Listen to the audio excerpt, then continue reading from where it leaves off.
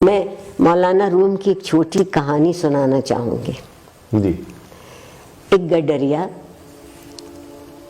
مسجد میں نماز پڑھتا تھا تو گاؤں کے امام مسجد سے اس نے پوچھا کہ سرکار جو یہ میرے مویشی ہیں بھیڑ اور بکریاں ان کی چراگاہ دریا کے پار ہے, ہمارے گاؤں میں کوئی ان کے خوراک کا سامان نہیں, تو میں روزانہ جاتا ہوں تو مجھے کشتی کے 2 آنے دینے پڑتے جانے کے, 2 آنے دینے پڑتے, تو میرے تو بہت پیسے خرچ ہو جاتے ہیں.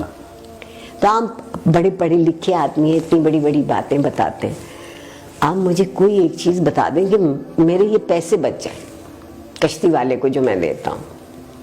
مولانا نے سوچا میں اس گڈریے کو کیا سمجھاؤں گا, اس کی سمجھ میں کیا آئے گا. کہا بسم اللہ الرحمن الرحیم کہہ کے اپنے مویشی بھی اور خود بھی دریا میں اتر جایا کر.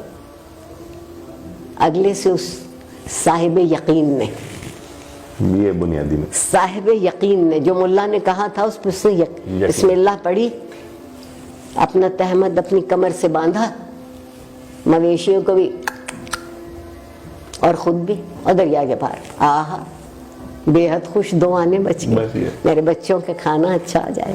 واپس بھی ایسے ہی آ گیا. اب زندگی بہت اطمینان سے گزرنے لگی. ایک دن شام کو وہ اپنے مویشی گاؤں واپس لانا چاہتا تھا تو دیکھا کہ مولانا بھی وہیں کھڑے اور بہت پریشان ہیں. دنیا بھر میں دستور ہے کہ سورج ڈوبتے ہی کشتیاں الٹی کر دیتے ہیں. ملا کشتی الٹی کر دیتا ہے کہ اب سفر ختم, اب کل جب سورج طلوع ہوگا تو پھر سفر کی ابتدا ہو. غروب ہو چکا تھا سورج. انہوں نے دیکھا یہ اپنے پورے ریوڑ کے ساتھ مزے میں گاتا, گوالا گاتا ضرور ہے, ریوڑ والا گاتا ضرور ہے, اس کی طبیعت میں موج ہوتی. یہ چلا آ رہا تو اس سے پوچھا کہ تم کیسے پار جاؤ گے. یہ تو کشتیاں الٹی کر گئے, کوئی ملا نظر نہیں آتا, کوئی کشتی نہ. اس نے کہا واہ مولوی صاحب واہ, مجھے تو آپ نے ہی بتایا تھا کہ بسم اللہ پڑھ کے دریا میں خود بھی اتر جانا, مویشی بھی ہو تم پار ہو جاؤ. تو آپ بھی بسم اللہ پڑھیے اور چلیے میرے ساتھ.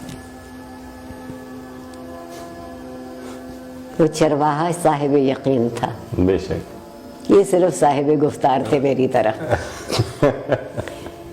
انہوں نے بسم اللہ پڑھی, ذرا سا پانی گہرا ہوا تو ڈوبنے لگے, بہت چیخے چلائے. چرواہا واپس آیا, آگے نکل گیا تھا, واپس آیا, کیا ہوا خیر ہے. کہنے لگا میں کیسے, میں تو ڈوب رہا ہوں, میں تو مر رہا ہوں, میں تو یہ کر. اس نے کہا خیر. اس نے انہیں اٹھایا, اپنے کندھے پر رکھا, اور جب ساحل پہ لا کے کنارے پہ اتارا, کہا مولوی صاحب یہ بسم اللہ تو آپ نے ہی مجھے بتائی تھی, تو آپ سے کیوں نہ دریا پار ہوا. انہوں نے کہا کہ جس یقین سے تم پڑھتے ہو وہ میرے پاس نہیں. وہ یقین بہت. زندگی کی مشکل حل کرنے کے لیے پہلی چیز یقین ہے. واہ واہ واہ. اور یقین تک پہنچنے کے لیے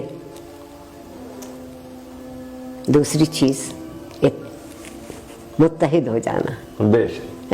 ریوڑ کچھ کہتا ہے نا, ایک علامت. ہاں بالکل. یہ نہیں ہے کہ 4 بکریاں اتر گئیں تو باقی ٹھٹکی ہوئی پیچھے کھڑی ہے. اور اگر آپ یہاں تک پہنچے ہیں تو پھر زندگی میں تنظیم ہو سکتی ہے. واہ واہ واہ. اگر آپ کبھی اکٹھے نہ ہوں, کبھی یقین پورا نہ ہو, تو آپ منظم بھی کبھی نہیں ہوں گے. بہت اچھا. جو اچھی زندگی ہے وہ منظم زندگی ہے. منظم زندگی ہے. بے شک. علم کا درجہ کوئی ہو یا نہ ہو, احساس تو جاگتا رہے. وہ تو رہنا چاہیے. تعلیم یا ایجوکیشن کہہ لوں, نالج اس وقت بنتی ہے جب آپ کے احساس میں شامل ہو جاتی ہے. بہت اچھا.